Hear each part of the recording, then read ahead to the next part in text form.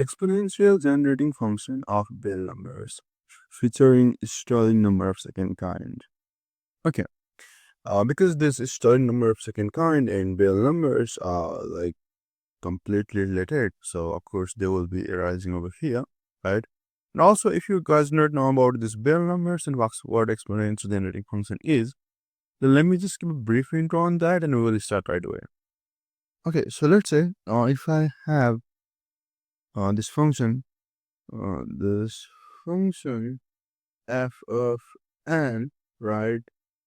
Then like our like normal generating function, this ordinary generating function, it's just like sum from n equals to 0 to infinity of f of n x to the power n, right? But this thing, exponential generating function, will be sum from n equals to 0 to infinity f of n x to the power n by n factorial. That's about the exponential generating function. And regarding Bell numbers, I'll just write a definition over here of Bell numbers, and that should make it clear. And then I'll just also give an example. Okay, Bell number for a given n is defined as the total number of ways to partition a set of n labeled elements into any number of non-empty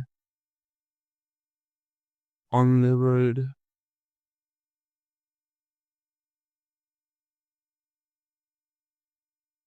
subsets. Okay, the number of ways to partition a set of unlabeled elements into any number of non-empty unlabeled subsets. Okay, so let's say an example. So let's say, okay, so first of all, we should have a set of unlabeled elements. That means it could be labeled like 1, 2, 3, 4, anything, right? It cannot just be like everything that's like that looks same. It cannot be like that. It should be like distinct elements, and then we have to partition them into like any number of non-empty and also unlabeled subset. That means like the order in which subsets are there doesn't matter. So let me show you an example. So let's say I want to find B3, right? So what I will try to do is I will try to partition this set of 3 labeled elements, right? So it's labeled. So first could be like all those 3 elements, right? This is also a partition. Next could be like 1, 2, and then 3 over here. Next could be like 1, 3, and 2. And I already told you that because this should be unlabeled subset. So this is same as writing 3 and then 1, 2. Okay, that's same because the order in which subsets come doesn't really matter. Like those are just unlabeled. I mean, yeah, those 3. Okay. And so they're non-empty, right? And then 2, 3 with 1. And next will be like 1, 2, 3. Okay. These are all the ways to partition. So that means Bell number for 3. There are 5 ways, so that's 5. So this is how Bell numbers like are defined, right? Also, and now how these relate to Stirling numbers. Okay, now Stirling number is just the number of ways to partition a set of unlabeled elements into k number of non-empty unlabeled subsets. So that means basically there's just one way to partition a set of 3 elements into one subset, right? So that's Stirling number of second kind. 3 partitioning to 1. Okay, now there are 3 ways, right? So this is 3 partitioning to 2, right? And then this is 1, right? So this is 3 partitioning to 3. So yeah, so these are the Stirling number of second kind, and this is actually the notation, right? Just like for combination, we do 3 choose 1, something like this. That's the notation for Stirling number of second kind, and so that's how it's related. And also, we can just define like because there's no ways to write the set of 3 elements in terms of the 0 set, right? So we also define this to be 0, right? And so now we can actually write that this B3 is just the sum of all these Stirling number of second kind, right? And from there we actually get a relation that B of n is actually sum from um, k equals to 0 to n of n Stirling k, right? So that's what it's happening. It's this n thing over here, and k is going from 0 to n, right? And that gives B of n. So this is the difference. This is like a quite a useful relation, right? Also, I think we can call it as definition of Bell number. And yeah, so also one more thing that we need to know is like, okay, so for any other number except 0, like if n is not equals to 0, I mean n greater than 0, then this thing is just 0, right?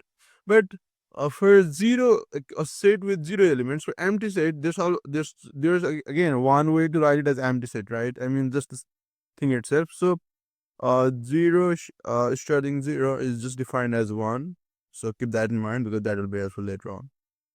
Okay, now let's go to the problem. So we want to prove that this sum from n is equals to 0 to infinity of bn x to the power n by n factorial is e to the power x minus 1, right? Okay, just in my last video, I proved this identity, and I will keep that video's link in the description. Okay, I proved that this exponential generating function for the Stirling number of second kind. I proved that this sum is equals to e to the power x minus 1 by k factorial, right? And it's interesting, this is exactly in the form like e to the power k by k factorial. That's really interesting. I was surprised by that actually. But yeah, maths is good at giving us surprises, right? So yeah, I've already proved this, and this is actually pretty important to prove now for the Bell number, right? The link is in the description. So good, go check out that video before you might want to check this out. So what we do is, now for this one, we sum both sides from k equals to 0 to infinity. Okay, we sum both sides from k equals to 0 to infinity, and I think you already see what's going on now, right? Okay, and now if I swap the sum from n equals to 0 to infinity, and then x to the power n by n factorial, these are just constant. Now there's the sum from k equals to 0 to infinity of n k, right? And then there's this sum. Okay, now, well, in this sum, like k is going from 0 to infinity, right? So k can also, up to n, like k can also be n plus 1, right? But like this n plus 1 will just be 0 because there's no way to partition a set of n elements into n plus 1 sets, right? Similarly, n plus 2 will just be 0. So all these other things will just be 0. So because of that, essentially, what I'm trying to say is, this thing over here is just same as sum from k equals to 0 to n of this n partition k. Okay, so that's the same thing, and we know that this is b of n. So yeah, I think that makes sense because after n, like no matter what, like the k, I mean this k, the loop of k after n, like when it's the k is n plus 1, when k is n plus 2, these are all just 0. So that's why like that doesn't really add anything to the sum, right?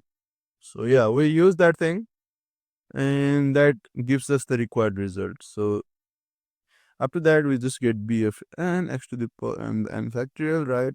Over here, it's a sum from 0 to infinity of t to the power k by k factorial. We know that that's c to the power t. So this is e to the power, and then this t is e to the power x minus 1. And that easily proves the result, right? So it was just based on our previous result for the Stirling number of second kind.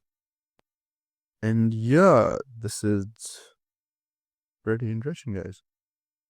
And yeah, that is it.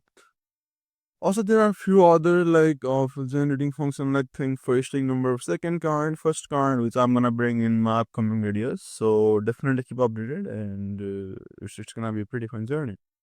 I was also gonna like bring a whole intro videos for like Stirling number of first kind, second kind, Bell numbers. There's a lot of things to cover, so I'm trying to cover in just like one video at a time, you know. Let's see how it goes, and definitely let me know how you feel about these videos. Okay, so just to recap, first of all, we introduced what EZF was, and then we introduced what Bell number was, and introduced like how Bell number is the sum of each Stirling number of second kind. And then we used this previous identity from the last video, and then it was just summing up from k equals 0 to infinity, and that gave us our required result. So that was it, guys. I hope you enjoyed this video. Thanks for watching, and I look forward to seeing you in the upcoming videos too.